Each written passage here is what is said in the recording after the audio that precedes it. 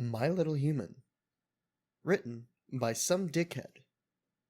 Chapter 4. Discussions. When Summer opened the door, she was met with the sight of a manic unicorn pacing back and forth, a stone held aloft in her magic. A Pegasus stood a meter or so behind, her tired frown morphing into a concerned wince when she caught the homeowner's eyes. So, I'll throw this rock through a window as a distraction, while you kick the door open. Make sure that... Twy? You find Anon as quickly as possible.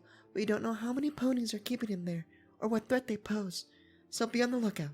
He'll probably be... Twy? Pretty terrified, maybe even traumatized, so we need to be patient and be calm. Remember what I told you, humans are... Twy! The unicorn turned to her friend, brow furrowed and ears tilted back. Rainbow Dash, please don't interrupt. If we want to ensure Anon's safety, we have to... The Pegasus was frantically pointing towards the doorway, and the unicorn spared a momentary glance, if only to shut her up. As she turned back towards her friend, the unicorn's eyes widened in horror, and she looked back again at a very peeved, very tired Summer Showers. Oh. She flung the rock away from the house and desperately straightened her mane, a friendly grin plastered on for good measure. Hello, miss. How are you tonight? Summer maintained her deadpan. Can I help you? Well, She pawed at the ground, nervous eyes shifting between Summer and her friend. She gulped. We're from the Celestial Church, and we want to talk about... The Pegasus stepped in, unwilling to watch the unicorn make more of an ass of herself. The human lives here, right? Rainbow! Yes, he does. She raised an eyebrow. What's it to you? As the Pegasus inhaled, words half formed, the unicorn ran up to Summer and grabbed her by the shoulders, their muzzles pressed tightly together. Where is Anon? Please stop touching me. She let her go, backing up a step or two. Where is he? Summer looked over at the Pegasus. Is she alright? Mentally, I mean? Twy hasn't been diagnosed with anything, if that's what you're wondering. She scratched her head. She's usually not this insane. Right. Summer shifted her attention back to the unicorn. Do you promise to remain calm? Yes. Summer knew, in her heart, that the unicorn wouldn't live up to this promise, but didn't have the energy to call her out on it. And so, with a sigh, she moved aside and beckoned them with a hoof. All right, come on in. The unicorn belted through the doorway, disappearing around a corner to the sound of ecstatic giggles. The Pegasus slowly exhaled. I'm really sorry about all this.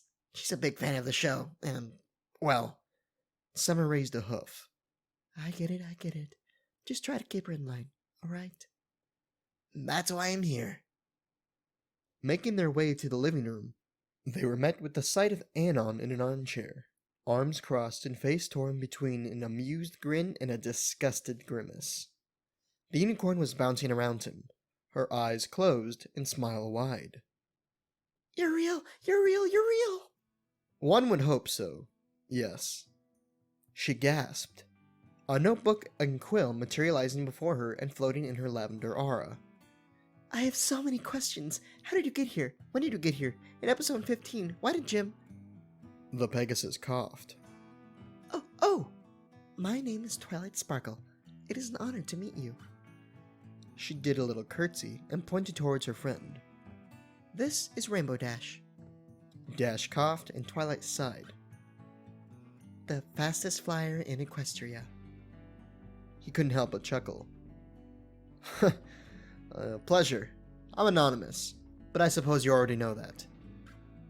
Twilight nodded. And this is my wife, Summer Showers.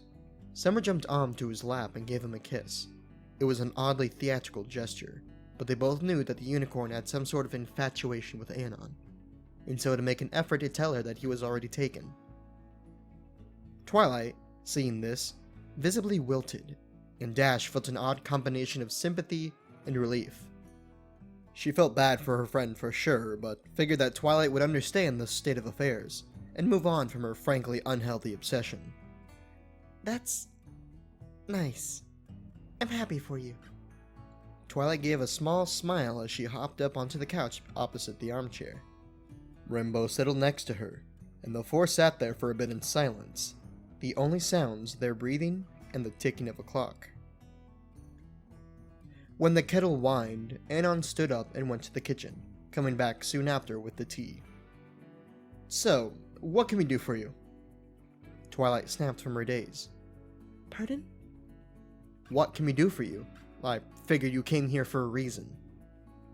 Well, She scratched the back of her neck. I just wanted to meet you, I guess. You're my favorite character in the show, and, yeah. "Fair enough." He rubbed his eyes. "It's a bit late to be doing much of anything, so why don't we figure out something tomorrow?" She gave a vacant nod. Okay. They headed back through the front door, and Anon made sure to lock it. After waiting for a minute or so, Summer prodded his leg. Are you sure that's a good idea? She seems a little out there. Anon grabbed one of her ears and rubbed it between his fingers. "It'll placate her. She managed to find us in less than 1 week. Lord knows what she'll do if we piss her off." She sighed. Just be careful, alright? "Don't worry. I can handle it." On the other side of the door, Twilight was fuming. Heavy footsteps creating holes in the dirt that led to the inn. I can't believe it. Dash turned to her. What? She stole him from me. She blocked her with a wing. Twi, please don't do anything stupid. Twilight scoffed. It'll be nothing stupid, Rainbow. I just need to show him that I'm better than her. What a weathermare to the personal student of Celestia herself. Dash raised an eyebrow. Twilight blushed. No offense.